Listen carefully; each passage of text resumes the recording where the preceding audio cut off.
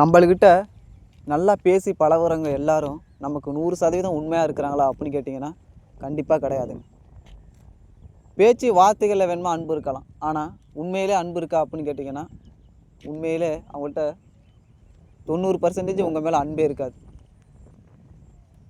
நீங்கள் வேணுமா அவங்களுக்கு நிறைய உதவிகளை பண்ணியிருக்கலாம். உதவின்னு வரும்போது அவங்க கண்டிப்பாக அவங்க ஒதுக்கிடுவாங்க. உனக்கு ஒரு பண உதவி தேவைப்படுது அப்படின்னு கேட்டிங்கன்னா கண்டிப்பாக அவங்க உதவ மாட்டாங்க.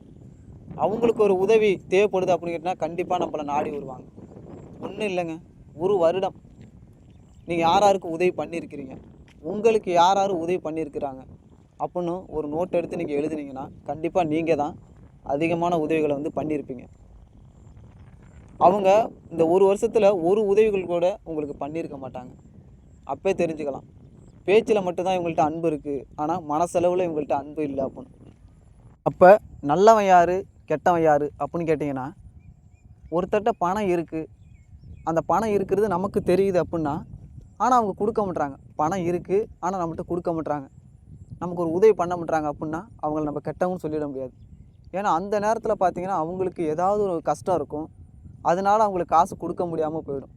அதனால் காசு கொடுக்க மாட்றானே அப்படிங்கிறதுனால அவன் கெட்டவன்னு சொல்ல முடியாது.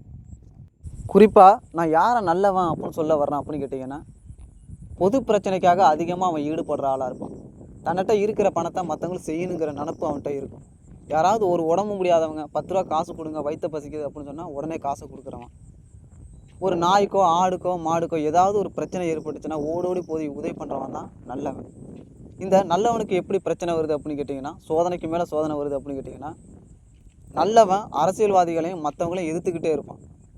நல்லவன் பிறருக்கு உதவி பண்ணுவான், அதனால அவன்கிட்ட இருக்கக்கூடிய பணம் என்னும் ஒரு பொருள் அழிஞ்சே போயிடும். அதனால அவன் என்ன பண்ணுறான் அப்படின்னு கேட்டிங்கன்னா அவனுக்கு சோதனைகள் வந்து அதிகமாக இருக்கும்.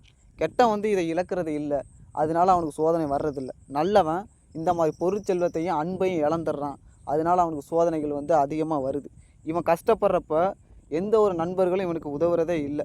மற்றவங்களுக்கு ஒரு கஷ்டம் வரும்போது இவன் உதவுறான், ஆனால் அவன் உதவுறதில்லை. அதனால நல்லவனுக்கு மேலும் மேலும் சோதனைகள் வந்து அதிகமாகவே வருது.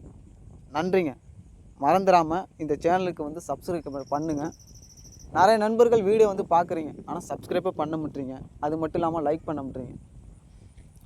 உங்களை கட்டாயப்படுத்தி நான் லைக் பண்ணவோ சப்ஸ்கிரைப் பண்ணவோ சொல்லலை. விருப்பப்பட்டால் கண்டிப்பாக சப்ஸ்கிரைப் பண்ணுங்கள். நிறைய உதவிகள் பண்ணுறதுக்கு நான் தயாராக இருக்கிறேன், ஆனால் பண வசதி தான் இல்லை. நன்றி நண்பர்களே.